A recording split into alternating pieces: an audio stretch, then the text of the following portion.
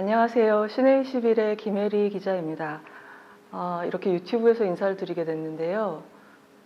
유튜브에 대해서 제가 아는 거라고는 우주 왕복선의 메커니즘에 대해서 아는 거 정도랑 비슷합니다. 간단히 말해서 모른다는 얘기죠. 제가 예전에 라디오에서 2011년 6월부터 2014년 4월까지인가 FM 음악도시 성시경입니다라는 MBC 라디오 프로그램의 한 코너를 진행을 했었던 게 생각이 났어요.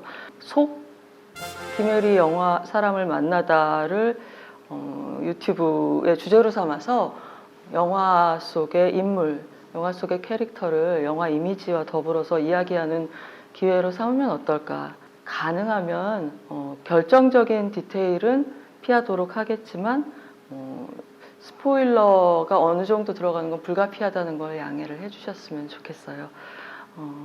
그리고 오늘의 경우처럼 역사적 사건인 경우에는 저희는 스포일러로 치지는 않도록 하겠습니다. 최근 개봉작을 쫓아가지는 않을 거예요. 영화 사람을 만나다 해서 사람이 뭔가 이런 생각을 먼저 해봤는데요. 휴먼만 포함되는 건 아니에요. 캐릭터 중에는 픽션의 인물도 있고 역사 속의 실존 인물도 있고요. 그 밖에 캐릭터로서 기능을 하는 동물이나 식물도 가능할 것 같아요. 식물은 사실 그루트밖에 생각이 안 납니다.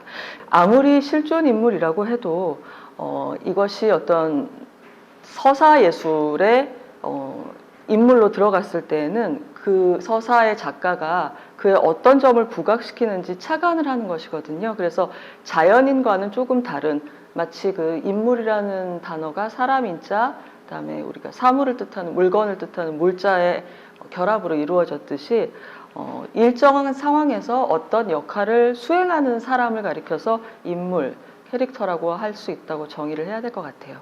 그러니까 예를 들어서 비록 영상물 속에 나오지만 성격이 부여되지 않은, 그러니까 메디컬 드라마인데 엘리베이터에 주인공이 탔는데 그 옆에 분주히 오가는 간호사나 환자를 우리가 인물이라고 보기는 힘들죠. 분명히 사람이지만.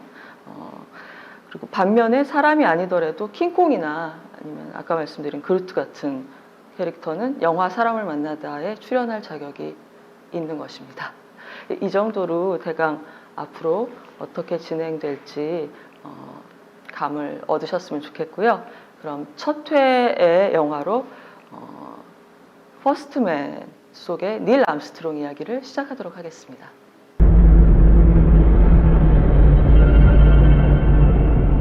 Are you sure? Yeah. Be an adventure. First man to walk on the moon. That'd be something. 자, 퍼스트맨은 기억에 생생하시죠? 2018년에 개봉을 했고 짧지 않아요. 결코 짧지 않아요. 러닝타임이 2시간 21분짜리 영화입니다. 그리고 이렇게 긴 영화 중에서도 시계를 거의 안 보고 물도 안 마시고 보는 영화도 있죠. 가령 이 영화의 감독인 데이미언 셔젤 감독의 두 번째 장편이었던 위플래시 같은 영화가 저한테는 그랬어요. 생수를 사서 들어갔는데 끝나고 보니까 제가 뚜껑도 안 열었더라고요. 근데 퍼스트맨은 그렇지는 않아요. 시간이 가는 줄 아는 영화예요.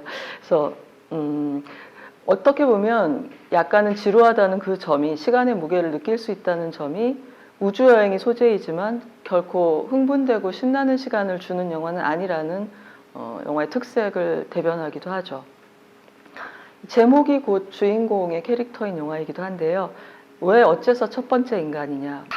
발을 처음 디딘 사람이 주인공이기 때문입니다.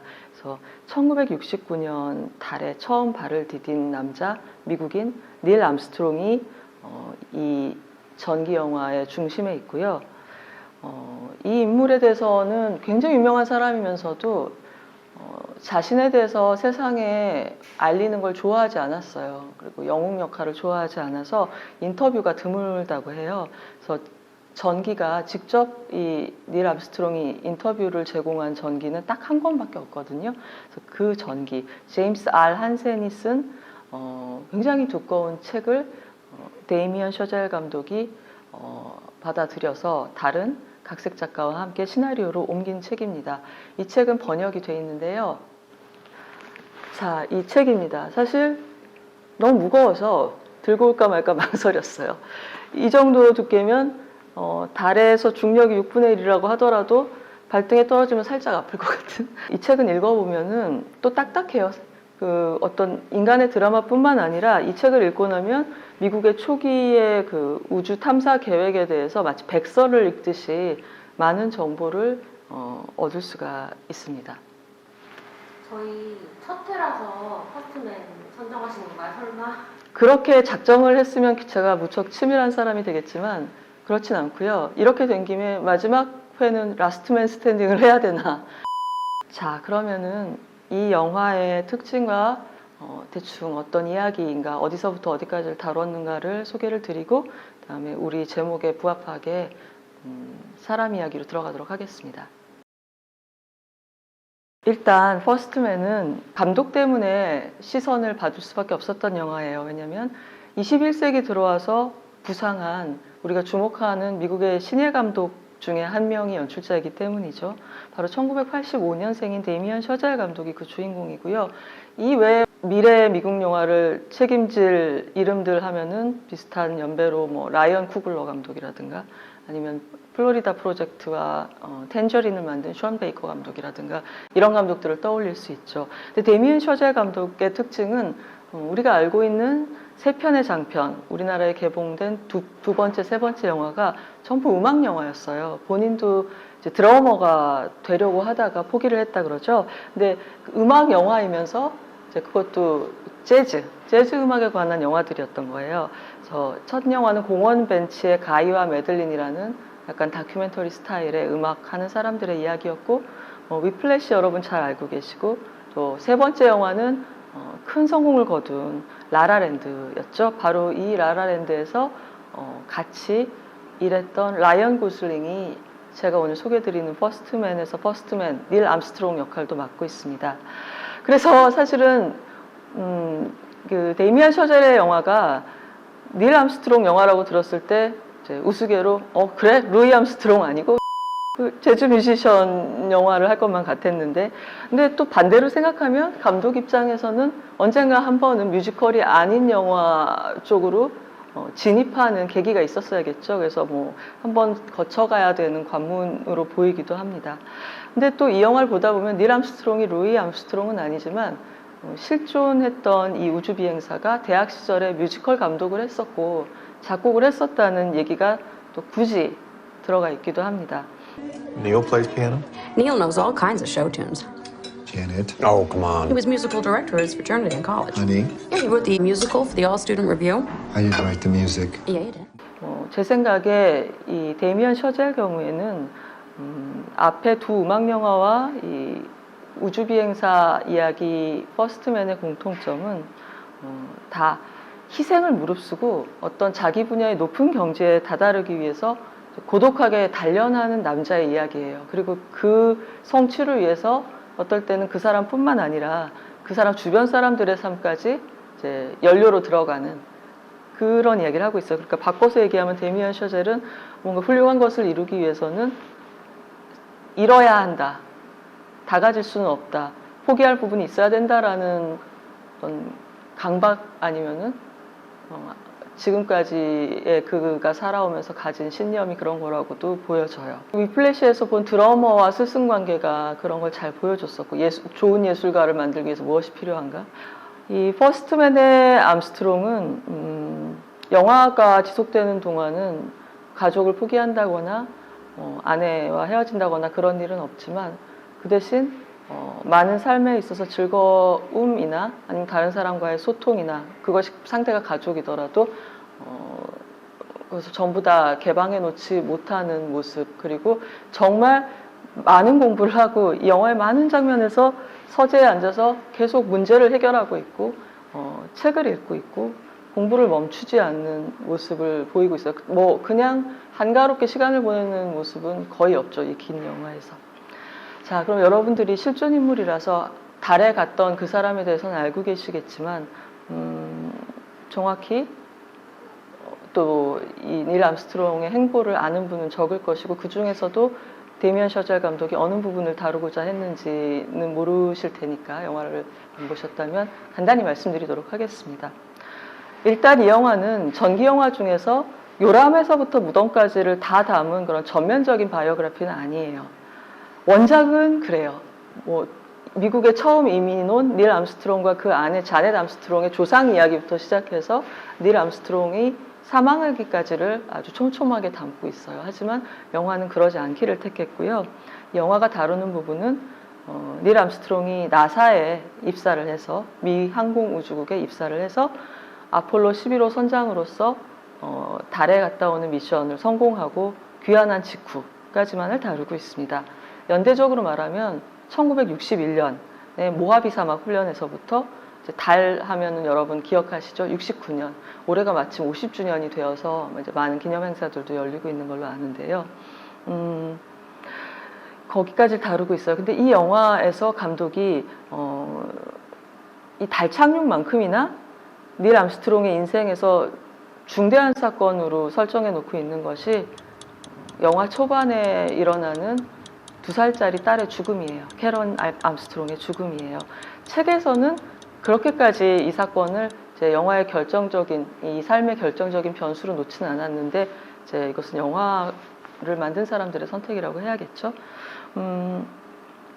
이 2살 난 둘째 아이 캐런이 이 부부가 닐 암스트롱, 자넷 암스트롱 부부가 캘리포니아에 살고 있을 때 뇌에서 악성 종양이 발견이 됩니다. 그래서 이 소아암 환자로서 돌보다가 방법을 찾지 못해서 이제 사랑하는 어린 딸을 잃게 되죠. 이때 그 작은 몸을 이제 검사를 시키고 이런 장면에서 보면 마치 그 당시에 60년대 말에 병원에 있는 그런 검사 기구들이 로켓처럼 생겼어요. 그래서 나중에 아빠가 닐 암스트롱이 비행을 하게 되는 그 투박한 초기의 우주선들하고 닮았다는 생각이 이제 영화를 보고 나면 들게 되죠.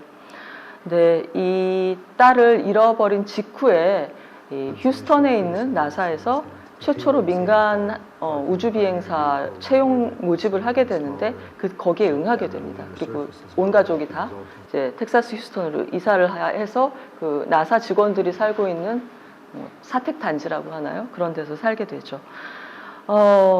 근데 이 원작에 의하면, 그리고 영화가 보여주는 장면도 있지만 중요한 점은 많은 가까운 친구들이 이 닐에게 옛날에 딸이 있었다는 사실도 몰랐다 그래요. 그러니까 왜 그랬을까요? 말을 안 하니까 그렇죠. 언급을 안 하니까. 그리고 영화를 보면 심지어는 그 상처를 세상에서 유일하게 같이 똑같은 강도로 나누고 있는 아내한테도 죽은 딸아이 이야기를 거의 안 한다고 얘기를 하죠.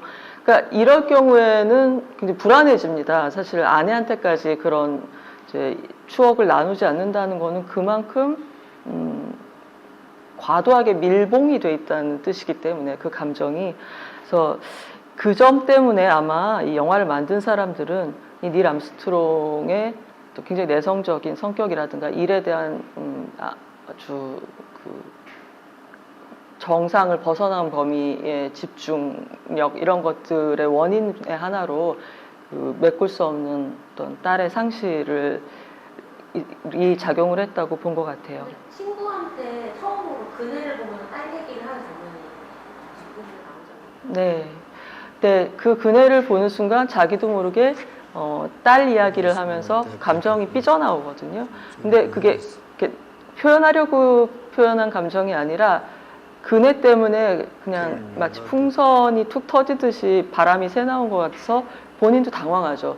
그리고 뭐 그냥 마무리 지으면 될 걸 오히려 굉장히 차갑게 표정이 변하면서 친구를 무안하게 만들고 집으로 그냥 들어가 버립니다. 이제 그만큼 무척 그 어떤 가족 중에 한 사람이 사라졌다는 사실, 그리고 내가 우주 비행을 하다가 사라질 수도 있다는 사실을 입 밖에 내고 이제 받아들이는 걸 참 어려워했던 사람이라는 게 그 달 비행을 떠나기 전에 두 아들에게 아빠가 돌아올지 오지 못할 수도 있어라고 얘기를 겨우겨우 아내의 최근에 의해서 하는 장면에서도 그 그네 장면과 똑같이 읽을 수가 있어요.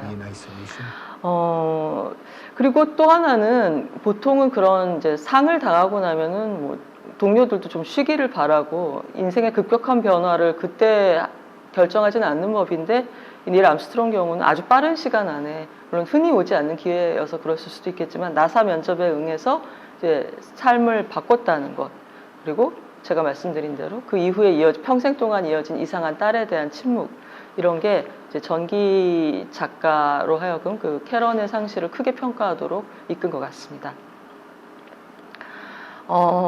그런데 이 암스트롱의 삶에서의 죽음의 빈도라는 거는 보통 사람들보다 압도적으로 높았어요. 그러니까 영화에 나오지 않지만 이제 한국 전쟁에도 참여를 해서 많은 이제 전사자를 보기도 했었고, 그다음에 이 나사에 가기 전에도 해군 소속의 조종사, 비행사로서 시험 비행 새로 나온 이제 항공기들의 비행 파일럿으로 일하니까 또 많은 사고들이 있었겠죠. 부상과 죽음. 그리고 이제 나사로 가서도 우리가 보게 되는 동료들의 죽음이 있어요. 제미니 계획이라든가 아폴로 1호의 무슨 어떤 지상 실험을 하다가 기체가 그러니까 캐빈이 폭발을 해버린다거나 해서 아주 가깝게 지내던 그 같은 나사의 앞집 사는 동료를 잃어버린다거나 하는 사건이 터지죠. 그렇게 우주 프로젝트, 국가가 운영하는 우주 프로젝트가 오작동하면서 동료들이 죽어가는 걸 겪으면서 이 사람의 침묵은 이제 점점 더 강해지고, 그리고 원래는 자기가 1순위의 우주 비행사가 아니었는데 포기하는 사람, 죽는 사람이 생겨나면서 자기의 순서가 된 것이죠. 그리고 그럼에도 불구하고 그 달에 가야 할, 우주에 가야 할 목표를 잃지 않고 생존한 이 사람이 그런 경로를 거쳐 처음부터 제일 후보가 아니라 그 많은 시간과 경험을 거쳐 드디어 퍼스트맨이 되기까지를 영화는 그리고 있다고 봐도 될 것 같아요. 그런데 이 과정에서 이 남자의 성취에서 또 하나 중요하게 영화가 주목하고 있는 것은 가정 생활이에요. 그러니까 뭐 나사와 우주만 보여주는 영화가 아니라 그것만큼 못하더라도 상당한 비중으로 가정 생활의 모습, 그리고 나머지 식구들이 어떻게 살고 있는가를 거의 뭐 홈비디오 같은 시네마 베리떼적 다큐멘터리 화면 같이 마치 우리가 암스트롱의 집안의 벽에 붙은 파리가 된 것처럼 그들의 내밀한 순간들을 옆에서 바로 관찰하게 해주죠. 그렇기 때문에 이제 조금 더 날것의 감정이라고 느끼게 되기도 하고요.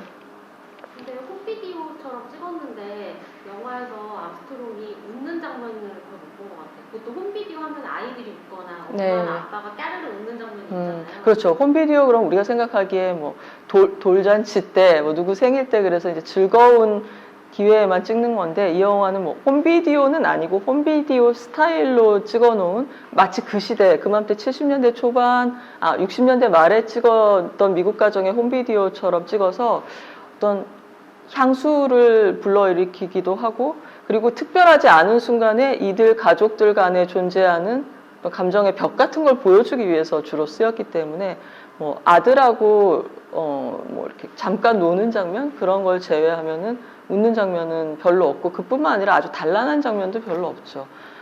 가족 내부를 찍었는데 그게 유대감을 보여주는 게 아니라 좀 그렇죠. 각자의 방으로 들어간다거나, 특히 이 라이언 고슬링, 그러니까 닐 암스트롱의 경우에는 자기 방 서재에 있는 장면이 굉장히 많습니다. 그리고 이따 캐릭터 설명할 때도 말씀드리겠지만 그 집 공간 안에서도 또 그 몇 겹의 프레임 안에, 상자 안에 갇혀 있는 식의 이 구도를 많이 잡았어요. 자, 그러면 그렇게까지 닐 암스트롱이 달에 가고자 했던 것은 그 국가와 나사의 목적 외에 뭐가 있었을까? 그 목적은 당연히 대승적인 관점에서는 인류의 거부이기도 하지만 달에 가서 이 개인이 이 단일한 영혼을 가진 닐 암스트롱이라는 사람이 겪은 것은, 이 영화가 한 20분쯤 할애해서 아이맥스 화면으로 보여주는 그 달 착륙 장면에서 우리가 전달받는 것은 두 가지인 것 같아요. 처음에 나사에 들어갈 때 우주 탐험에 어떤 의미가 있다고 생각하냐고 면접관이 물었을 때 대답했던 것처럼 세계를 다른 위치에서 바라보는 것, 지금까지 우리가 살아왔지만 가까이 있어서 못 본 것, 하지만 진작에 봤어야 하는 것들을 달에 가면 볼 수 있을 것 같다라는 그것, 그리고 그럼으로써 우리가 우주에서 어떤 의미의 존재인지를 생각하게 되는 경험, 그리고 또 하나는 그 어린 딸을 잃고 어느 정도 봉인을 해놓았던 자기 영혼의 한 조각을 이제 풀어놓고 거기에 두고 왔을 거라는 영화의 상상이죠. 그리고 그 어떤 물건을 통해서 그 서랍에 넣고 봉했던 자기 가장 행복했던 순간과 딸과의 기억을 이제 놓고 왔다.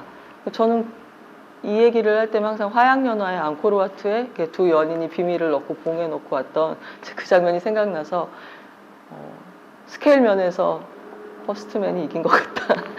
달에다 눕혔다. 이런 생각을 하기도 하죠. When you get a different vantage point, it changes your perspective. I don't know what space exploration will uncover, but I don't think it'll be exploration just for the sake of exploration. I think it'll be more the fact that it allows us to see things that maybe we should have seen a long time ago, but just haven't been able to until now. 퍼스트맨의 이 달 부분에서 갑자기 IMAX로, 달 부분만 IMAX로 보여주는 것은 마치 그 당시로선 정말 아무도 간 적이 없는 곳이잖아요. 전인 미답의 땅에 닐 암스트롱이 첫 발을 내디딜 때 관객들에게도 자, 이제 새로운 시야가 당신 앞에 열립니다. 신세계입니다. 라고 막을 쫙 걷어주는 식으로 IMAX를 쓰고 있어요. 그러니까 지금부터 이제 IMAX입니다 하고 이렇게 장막을 걷는 기분으로 우리가 갑자기 달라진 화면의 크기, 선명도, 그리고 무엇보다 사운드로 마치 감각을 후려침을 받는 것 같은 충격을 받게 되죠. 그리고 완벽한 정결함과 무의 충격이 다가옵니다. 누구도 더럽히지 않은 곳에 최초의 인간인데 그 최초의 인간은 우주 비행사의 바이저를 쓰고 있기 때문에 반사를 시키지, 주변 풍경을 이 볼록 렌즈처럼 반사를 시키지 정작 닐 암스트롱의 얼굴은 또 보이지 않아요. 달에 도착한 첫 순간에는. 그래서 정말 깨끗한 무의 어떤 새로운 느낌을 관객하고 공유를 하고 있고요. 저는 이 퍼스트맨이 IMAX 포맷을 사용한 구사한 방식이 마치 라이프 오브 파이가 리얼리티 중에서도 여러 가지 차원의 리얼리티가 있다는 거, 판타지의 리얼리티를 보여주기 위해서 3D를 썼던 방식하고 유사하다고 느꼈습니다. 이 영화는 그 인물의 두드러진 성취 하나를 잡고 그 성취를 가능하게 한 퍼스널리티가 바람직하건 바람직하지 않건 무엇이었는지 파고드는 영화인 거죠.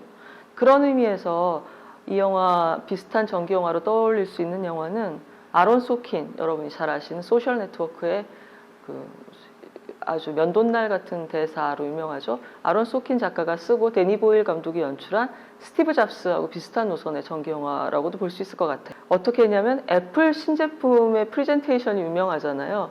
그 신제품을 프레젠테이션 한 3번의 오케이전, 그러니까 84년, 88년, 98년의 애플 신제품 설명회만을 찍었어요. 그 사람의 인생에서 그 세 번의 시간만을 찍었는데 그 프레젠테이션 직전에 막 뒤에서의 40분씩을 모았어요. 그러니까 3번 모으니까 4, 32, 보통 영화 시간 120분이 나온 거죠.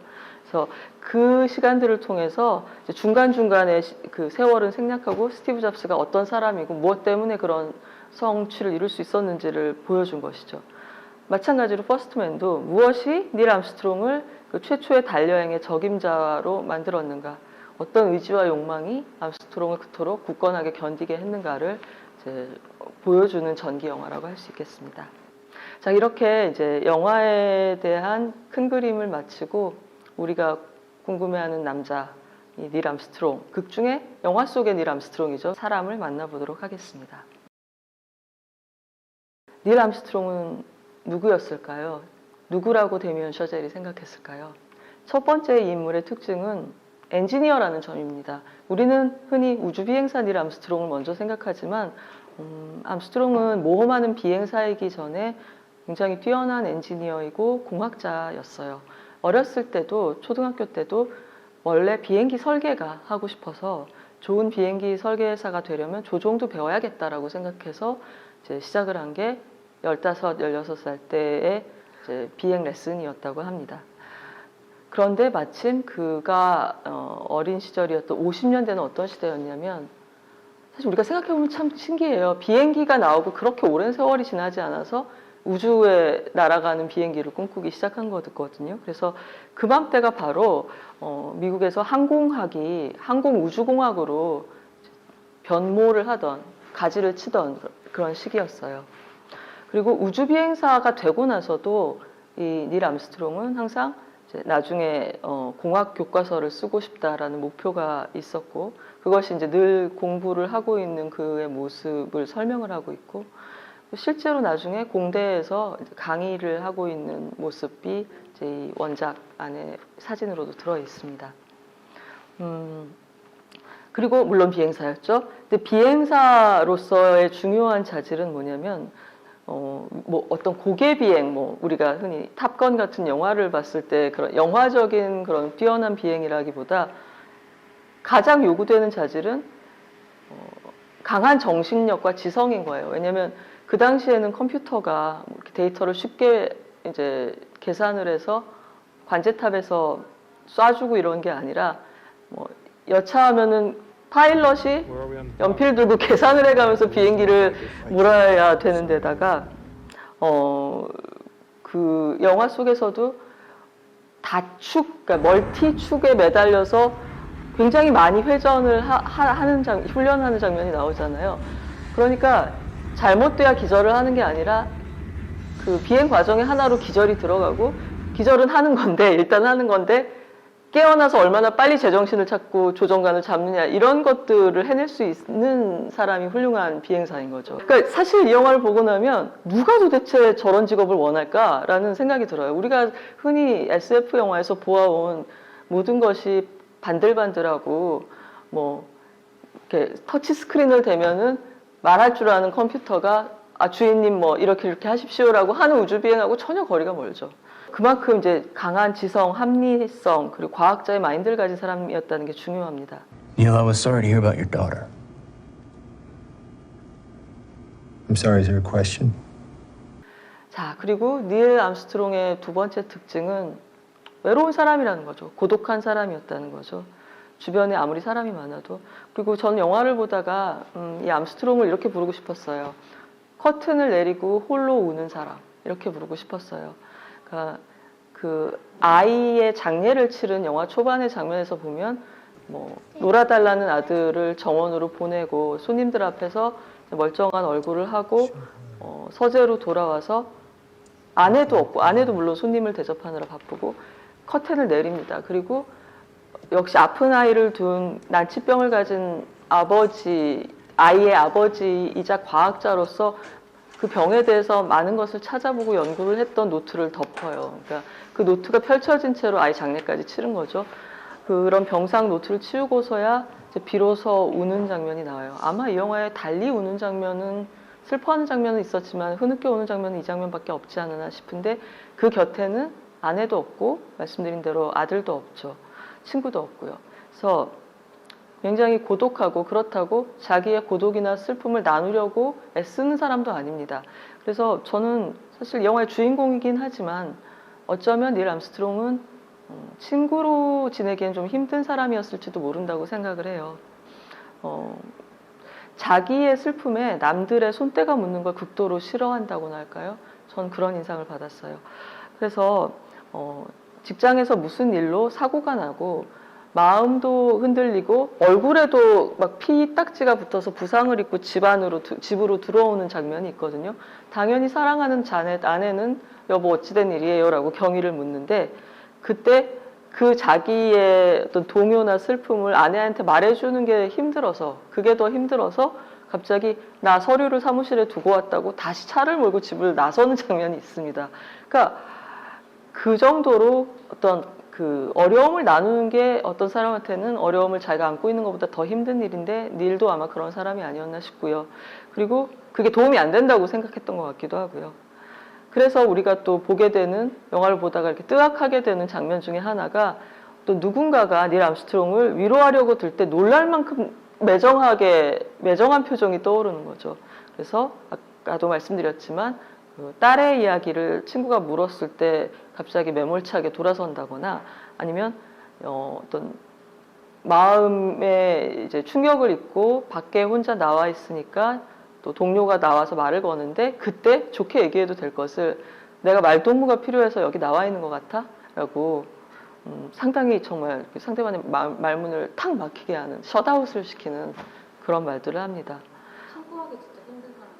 네, 그랬을 것 같다는 생각이 들어요. 근데 어떻게 보면 유머는 상당히 있거든요. 이렇게 냉정하게 말하면서도 위트가 없는 사람이 아니에요. 그래서 그게 딸이 영화 초반일수록 그런 약간 위트 있는 장면들이 나타났는데 가령 나사에 처음 면접을 보러 갔을 때 이제 같이 면접 대기실에서 기다리고 있는 사람이 저는 오늘 아침에 냉수 목욕을 했다 그랬더니 그 말을 듣고서 지금 내가 너무 태도가 차갑다는 거를 돌려 말하는 거냐고 그 사람은 생각도 못한 약간 너무 꼬아서 상대방도 잘 웃지 못하는 그런 농담을.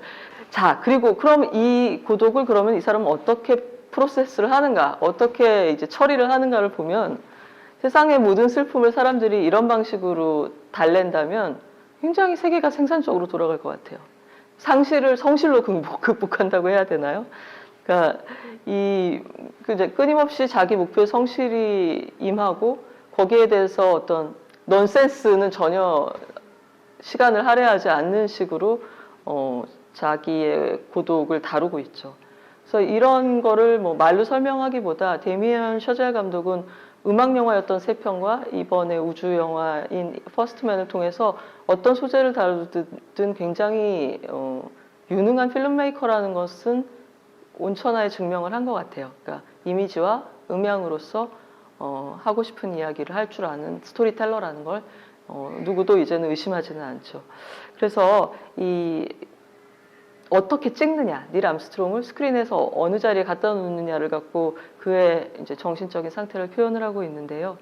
그래서 집 안에 있을 때는 벽과 문, 창문과 그리고 또 조명으로 계속 여러 겹의 테두리, 프레임을 침으로써 이제 닐을 가족들과 분리된 자리에 혼자 놔두는 그런 숏들이 많이 있습니다. 심지어는 이제 마지막에 달에서 돌아오면은 정말 그 포옹과 어떤 그 재회의 어떤 축제의 분위기 이런 게 많은 우주 영화의 마지막을 장식을 하는데 이 영화의 경우에는 달에서 성공하고 돌아온 다음에도 이 검역 기간이 있죠. 외국에 갔다 와도 검역이 있는데 우주에 갔다 왔으니까 어떤 바이러스를 갖고 왔는지 몰라서 약 3주간의 격리 기간이 있고 그 기간 안에 영화는 끝나고 있어요. 집으로 돌아가기 전에. 그렇기 때문에 이 영화에서 정말 그 기쁨에 찬 가족 재회할 장면조차 이제 아내와 그의 사이에 닐 암스트롱의 사이에는 이제 두꺼운 유리벽이 있습니다. 그래서 직접적인 스킨십을 나누지 못하고 어떤 서로에 대한 이해만 표시하는 장면 정도를 우리가 보게 되죠. 그리고 또 하나의 중요한 어떤 고립의 표식이랄까 이런 것은 여러분이 많은 우주 영화를 보셨지만 어떤 다른 행성에 가게 되면 그 우주 비행사 쪽의 장면, 그 시점의 장면과 이 휴스턴 관제탑의 장면 내지는 그를 기다리고 있는 그 가족들의 장면이 교차 편집이 됩니다. 그래서 어떤 위기가 도킹이 잘 안 된다 그랬을 때 이쪽에 모든 그 나사 직원들이 샌드위치를 막 뒤씹으면서 긴장하고 있고 집에서는 아내가 기도를 하고 있고 그런 장면들이 클리셰인데요. 이 영화는 이제 지구에 있을 때는 오히려 가족들의 모습을 많이 보여주는데 막상 그 달 궤도로 진입하고 나서는 그냥 그의 세계입니다. 휴스턴도 목소리만 나오고 그다음에 이 달에 착륙하는 장면만큼은 온전히 이 개인의 단독 영혼을 가진 닐 암스트롱이라는 개인의 체험인 것처럼 인물 안에 이를테면 고요의 바다가 있다면 이제 그런 데에 집중을 하고 있는 거죠.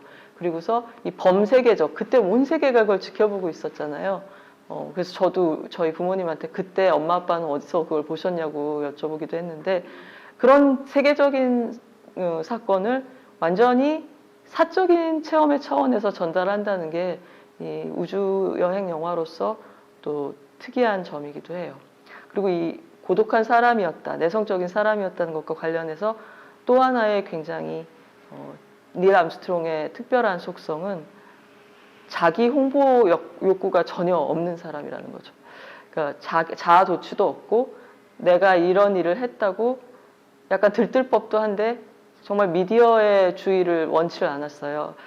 그 성격을 부각시키기 위해서 대조항으로 나타나는 게 바로 같이 달에 내렸던 버즈 올드린이라는 인물이죠.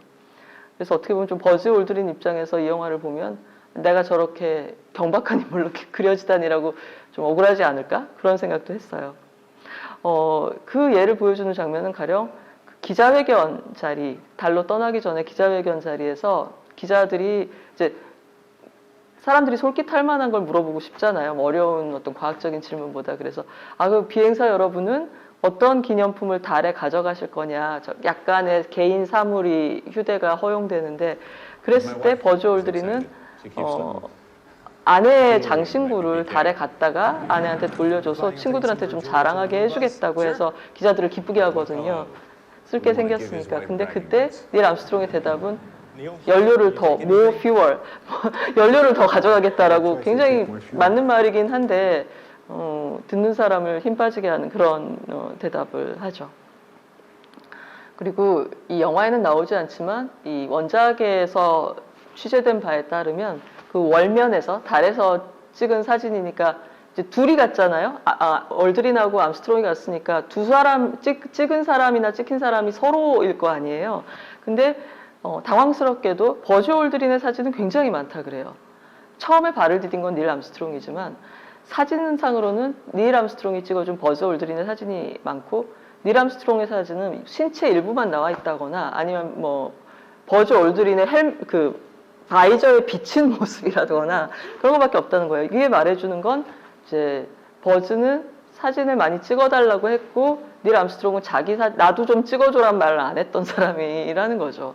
그래서 그런 점이 어쩌면 좀 두 사람의 성격을 단적으로 대비를 시켜서 보여주는 것 같습니다. 그래도 버즈가 양보를 했나 보네요. 먼저 발을 내딛는 거는 닐 암스트롱. 그거는 기술적인 어떤 문제 때문에 선장이 내려갈 수밖에 없었다고 돼 있어요. 그러니까 처음 갈 때는 누가 먼저 제 일보를 딛는다는 정해져 있지 않았던 것처럼 제 얘기를 하더라고요. 그래서 버즈가 그게 안타까웠겠네요. 잘 먼저 가고. 실제로 버즈 올드린이 그 이후에 어딜 가나 이 사람한테 닐 암스트롱한테 질문이 몰리고 자기는 어디까 가령 기념우표가 나오더라도 일단 닐 암스트롱이 나오고 그런 것에 대해서 상당히 서운해했었다고 전해집니다. 참 역사라는 건 그러니까 누가 첫 번째가 될지는 끝까지 아무도 모르는 것 같습니다. 그리고 그럼 우리 두 가지 성격에 대해서 얘기를 했죠. 이제 엔지니어, 과학자의 측면이 첫 번째였고 두 번째는 굉장히 고립돼 있고 고독한 상태에 익숙한 사람이었다는 거. 세 번째의 특징은 닐 암스트롱이라는 인물은 굉장히 죽음 가까이에서 살았던 사람이라는 점입니다.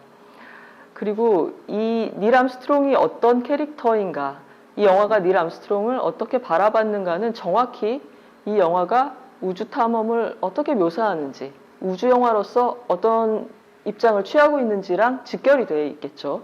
주인공 인물의 우주 비행을 대하는 태도와 이 영화가 이제 우주 비행을 그리는 방식이요. 우주 영화는 굉장히 많습니다.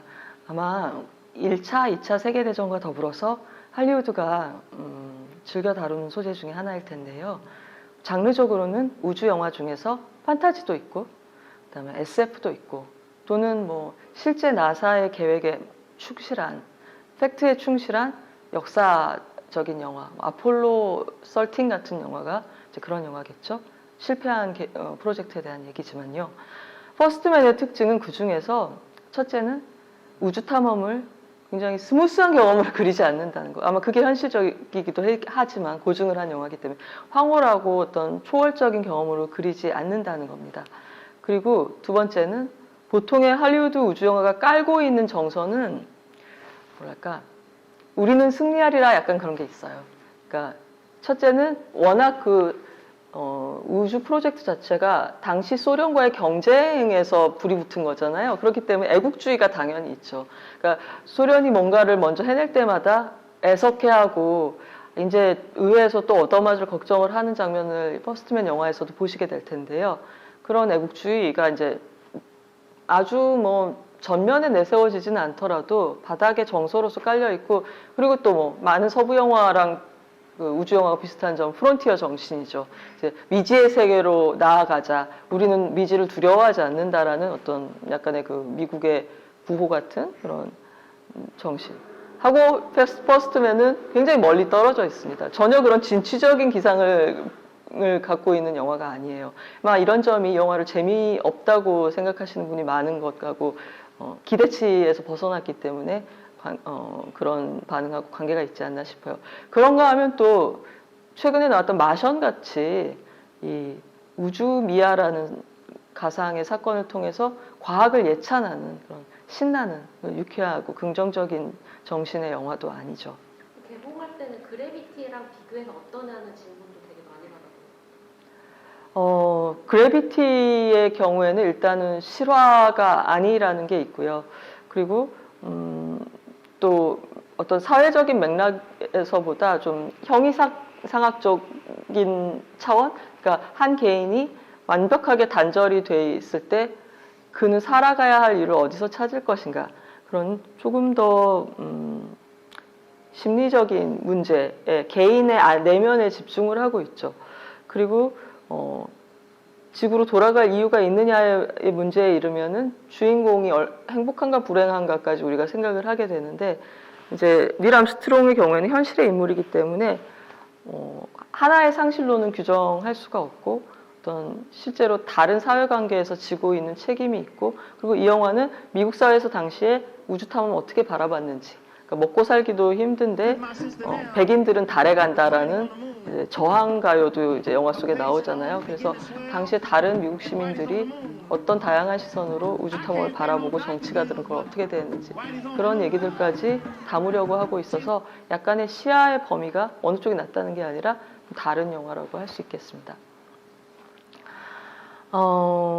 일단 감각적으로 이 영화는 우주 탐험이 결코 쾌적한 경험이 아니라는 걸 잘 보여주고 있어요. 그래서 그걸 너무 잘 전달한 나머지 우리가 우주 비행사들이 좀 병적인 사람들이 아닌가라는 생각까지 하게 되죠. 어째서 저 직업을 원하고 어째서 저런 과정을 감수를 할까. 그리고 달에 가는 게 성공했으니까 사후적으로는 나사가 평가를 받지만 어떻게 될지 모르는 상황에서 과연 저런 대가를 치를 그런 보수나 어떤 명예나 이런 것들이 그럴만하다고 여겼을까, 왜 그런 의문을 갖게 되죠. 바로 그 점이, 그러니까 우리가 저들은 왜 그랬을까, 닐 암스트롱은 왜 그랬을까라고 물음을 갖게 되는 점이 바로 이 영화가 전기 영화인데도 이제 톤이나 무드상으로는 마치 전쟁 영화 같다거나 때로는 심지어 호러 영화처럼 보이는 이유입니다. 일단 영화 속의 우주 비행은 굉장히 위험스러워요. 어떻게 보면 그냥 깡통처럼 보이는, 그러니까 어떻게 보면 보일러 같기도 하고 오븐 같기도 한 투박한 깡통 같은 우주선에 사람들이 비좁게 들어가서 뭐 굉장한 재앙의 꽤 높은 가능성을 감수를 하고 있고, 아까 말씀드린 대로 이제 기절했다가 깨어나서도 정신줄을 잡아야 되는, 내가 내 자신을 믿을 수 없는 상황에 대면을 하고 있죠. 그렇기 때문에 한순간의 오파는 그냥 죽음으로 직결되는 거고, 전쟁 영화의 분위기는 특히 가족을 둘러싸고 조성이 되게 됩니다.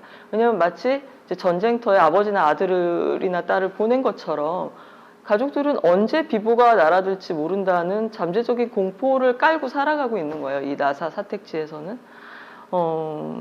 그래서 촬영의 방식이나 뭐 그렇게 설정뿐만 있는 게 아니라 촬영 방식이나 미술도 이런 분위기에 따르고 있어요. 그래서 몇몇 군데에서는 여러분이 저런 건 공포영화의 편집이 아닌가?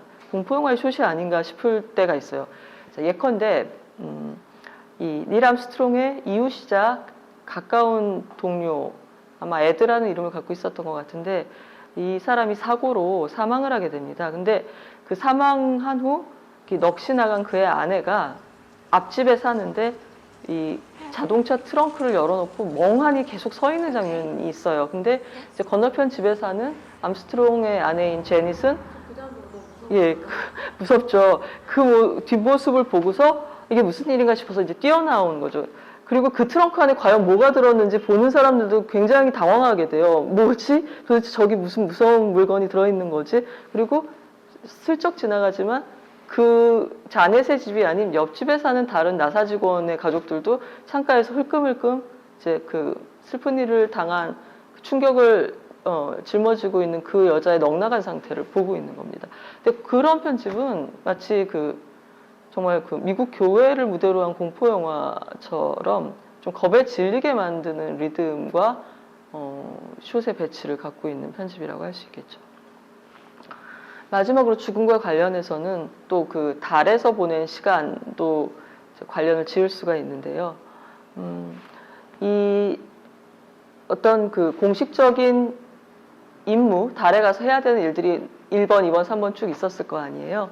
이제 그런 것들 외에 이 사람이 갖는 시간이 어떤 분화구에 가서 경치를 보는 장면이 있는데 실제 기록에 있어서 기록을 봐도 모든 시간이 꽉 짜여져 있을 거 아니에요. 이 우주비행사들이 몇 시 몇 분에 뭘 해야 되고 그 시간 중에 유일하게 정해진 임무가 없었던 시간이 암스트롱이 나 저기를 좀 보고 올게라고 분화구에 다녀왔던 그 순간이라고 하는데 바로 그 부분에 착안을 해서 이 영화는 그때의 달의 풍경에다가 이제 어린 딸하고 그가 보냈던 시간, 우리가 이제 홈무비 같은 장면으로 봤던 그 화면이 이제 주마등처럼 휙휙 스쳐가게 만들어놨어요.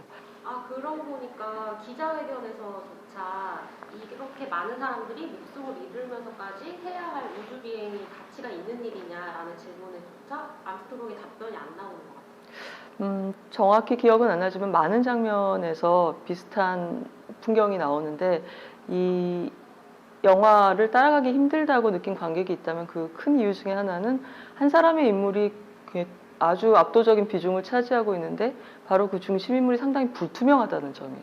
무슨 생각을 하고 있는지, 어떤 동기를 갖고 있는지, 감정은 지금 어떤 상태인지 설명하지 않는 캐릭터라는 것 때문에 따라가기 어렵다고 느끼는 사람들이 많을 수 있을 것 같아요.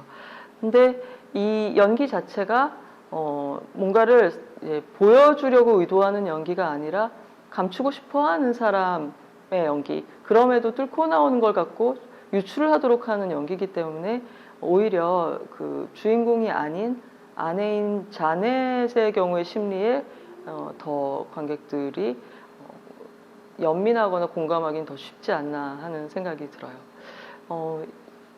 이것과 연관해서 이제 배우 이야기를 할 수 있을 것 같은데 이 닐 암스트롱 역할을 한 라이언 고슬링은 이제 물론 라라랜드의 인연으로 캐스팅이 되었겠죠. 그리고 오스카 시상식이 끝나고 거의 몇 주 안 돼서 이 프로젝트가 발표가 됐어요. 그러니까 그 전부터 이미 라이언 고슬링하고 데미안 샤젤은 이제 의논을 해왔다는 뜻이겠죠. 예. 또 영화나 더 찍자 그랬겠죠. 근데 라이언 고슬링은 이 연기하는 캐릭터의 범위가 좁은 배우는 결코 아닙니다. 뭐 간단한 예를 들어서 뭐 쉐인 블랙 감독이 연출한 액션 코미디인 나이스 가이 같은 영화라든가 아니면 또 초창기에 인형과 사랑에 빠지는 남자를 연기했던 내겐 너무 사랑스러운 그녀, 굉장히 귀여운 영화죠. 그리고 데렉 시안 프랑스 감독이 연출하고 미셸 윌리엄스하고 공연했던 블루 발렌타인 같은 멜로 드라마만 봐도 상당히 다양한 인물을 연기할 수 있다는 거, 다양한 성격을 표현할 수 있다는 걸 알 수 있어요. 근데 그 중에서 그래도 그나마 라이언 고슬링이 굉장히 흔하게 하는 연기라고 생각되는 게 바로 이 퍼스트맨 같은, 블레이드 러너 2049 같은, 또는 드라이브 같은 그런 유사한 계열의 인물을 좀 자주 하죠. 그러니까 과묵하고 자기 분야에 무시무시하게 뛰어나는 그런 외로운 남자. 그러니까 뭐 데미안 셔젤이 이제 매력을 느낄 수밖에 없는 배우인 것 같고요. 그래서 말씀드린 대로 이번 연기는 이제 역동적인 어떤 피지컬한 연기라기보다 몸이 고생도 많이 했겠지만 이제 눈으로, 얼굴로 하는 그런 연기가 많고 클로즈업이 무척 많고 이 정도로 이 우주 탐험 영화 중에 클로즈업이 많은 영화가 있었을까 싶을 정도예요. 그리고 클로즈업뿐만 아니라 이 바깥 세계조차 이 닐 암스트롱의 눈동자나 아니면은 그 바이저의 표면에 비친 모습을 찍는단 말이죠. 그래서 이 비행체를 타고 있을 때 거울을 사용한다거나 이렇게 해서 굳이 이 사람의 얼굴에 덮인 외부 세계의 모습을 우리가 프레임 안에서 보도록 연출을 했습니다. 그래서 그러기 위해서 라이언, 자 지금 뭐 달이 얼마 남았어요. 뭐 이런 뭐 태양이 지금 몇 도 뒤에 있어요라고 설명하기보다 이제 배우에게 도움을 주는 거죠, 기술로서. LED 패널로 그 우주선 세트 바깥에 그 풍경을 직접 띄우게 해서 얼굴에 비치게도 하고, 또 배우가 지금 정확히 극 중에 닐 암스트롱이 보고 있다고 설정된 걸 보면서 연기를 할 수 있도록 했다고 합니다. 이제 이런 얘기를 들으면은 부럽죠, 할리우드가. 할리우드다. 네, 그런 생각이 들죠. 뭐 그래비티 때도 이제 그런 점에서 부러움이 많았었고요. 그런데 사실은 이제 각종 영화상 후보 지명 때도 그랬고, 이 영화가 많이 쓴 클로즈업의 파워를 더 양껏 실감하게 해준 배우는 아내의 역할을 한 클레어 포이 쪽이에요. 그러니까 오히려 조금은 불투명한 연기를 한 그 라이언 고슬링보다요. 그러니까 이 클레어 포이는 여러분이 이제 피부 표현이나 이런 걸 보시면 아시겠지만 거의 메이크업을 하지 않은 상태에서 이제 얼굴이 맑다고 해야 되나요? 뭐 이렇게 천진난만하다는 뜻이 아니라 굉장히 우리가 들여다보기 좋은 얼굴을 하고, 특히 그 클레어 포이 눈이 굉장히 강렬한데 우리가 관객이 이제 스크린에서 그녀의 눈을 한참 들여다볼 수 있게 카메라가 같이 연기를 했어요. 그리고 저는 이 캐릭터가 무척 기껍고 재밌었던 것이, 이런 또 우주 탐험 영화에서 아내들에게 상투적으로 주어지는 게 발목 잡는 아내의 역할이에요. 그러니까 뭐 남편이 어떤 일을 하는데 계속 위험하다는 이유로 말리고, 당신은 뭐 당신밖에 모른다고, 뭐 나쁘게 말하면 투정이고, 뭐 어떻게 말하면 항이고 그런 건데, 어쨌거나 그런 설정은 굉장히 우리가 많이 봤단 말이에요. 근데 이 클레어 포이가 연기하는 제닛 암스트롱은 남편이 위험한 일을 한다고 계속 불평하는 그런 아내가 아니라 권하고 독려하는 입장이 있죠, 기본적으로. 그래서 심지어 어린 아기를 잃고 직후에 남자가 이제 통보를 하잖아요. 됐다고, 나사에 합격을 했다고 했을 때 멋진 모험이 될 거라고 하고 이제 전폭적인 지지를 표하죠. 아마 이제 결혼할 때 안정된 생활을 기대했다고 하니까 자기가 그렸던 결혼 생활하고 전혀 다른 거겠지만, 분명히 이제 이해하고 있었고 공감을 하고 있었던 것 같아요, 그 남편의 일에 대해서. 다만 제닛이 항의를 하는 것은 그 일을 하는 걸 반대하는 게 아니라, 그 일을 하면서 아들들이나 자기에게 진심을 얘기하지 않는 태도, 벽을 허물지 않는 태도, 그리고 위험한 일을 하는 건 좋은데 위험한 일을 하기 때문에 아빠가 영영 돌아오지 못할 수도 있다는 사실을 자기 입으로 아이들하고 대화하려고 하지 않는 것. 그러면 그런 건 이제 몽땅 아내가 짊어지게 되는 부분이니까요. 클레어 포이 눈동자에서 답답함을 느꼈어요. 저 남자를 하는 거 얼마나 답답한가. 맞아요. 그리고 클레어 포이가 여러분 크라운이라는 넷플릭스 오리지널 시리즈 엘리자베스 2세 역할로 많이 아시죠? 뭐 그 밖에도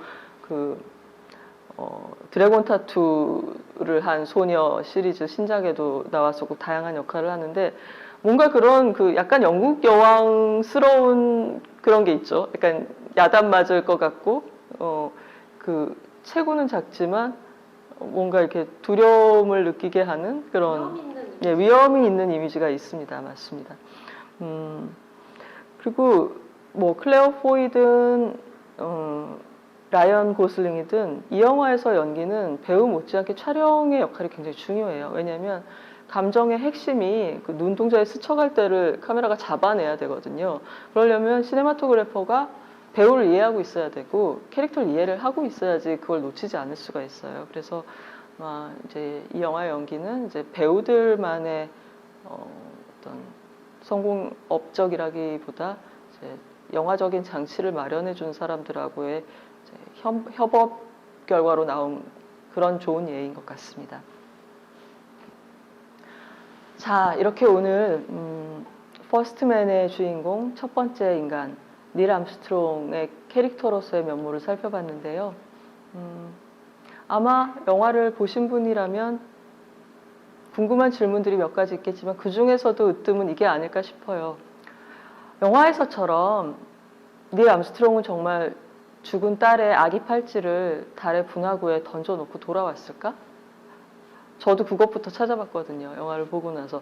야, 그랬으면 정말 너무 예술적이다, 문학적이다, 영화적이다 이런 생각이 들어서. 근데 마음에 딱 차는 그런 검색 결과는 얻어내지 못했고요. 사실 그 극적으로는 기막힌 결론인데 이 책 헨슨의 전기에 따르면 확인된 바는 없다는 게 답입니다.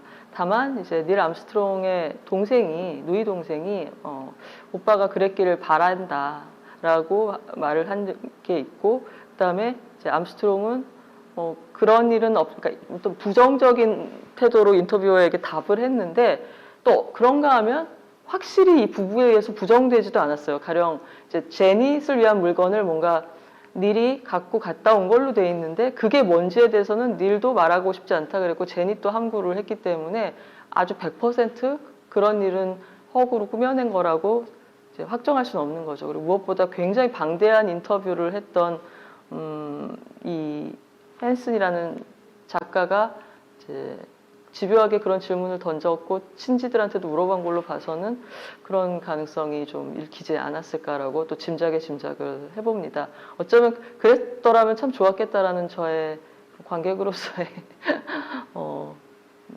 대리 소망 같은 걸 수도 있겠죠. 자, 말씀드린 대로 그렇기 때문에 이 진위 여부, 목걸이 사태의 진위 여부는 다시 우리가 달에 가기 전에 가서 찾아보기 전에는 알 수가 없는데요. 한동안 미국이 72년 이후로 달에 간 적이 없잖아요. 그래서 이제 영화를 통해서 다시 한번 이제 그때의 어떤 호연직이라든가 꿈꾸는 능력 같은 걸 그리워하는 얘기들이 좀 나왔었죠. 크리스토퍼 놀란의 인터스텔라도 그런 얘기였고요. 우리는 어째서 우주를 탐험하는 힘을 잃었는가?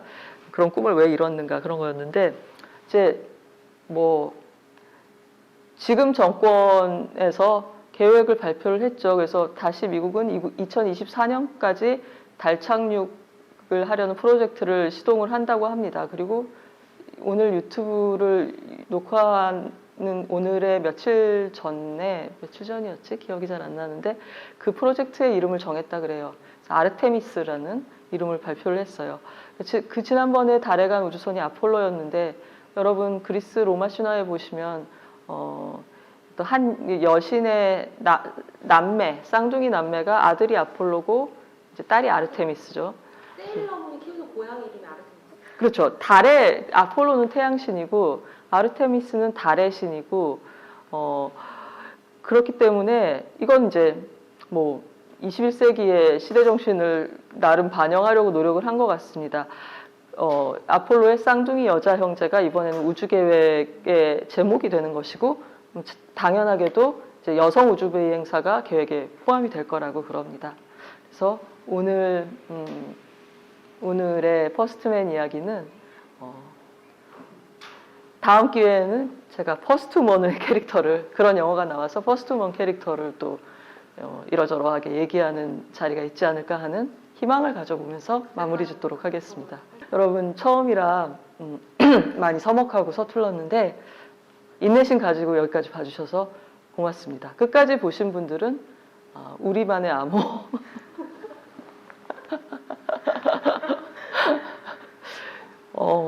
뭘로 할까요? 우리 암호 아르테미스. 아 그렇게 되겠다. 아르테미스라고 댓글 달아주십시오. 감사합니다.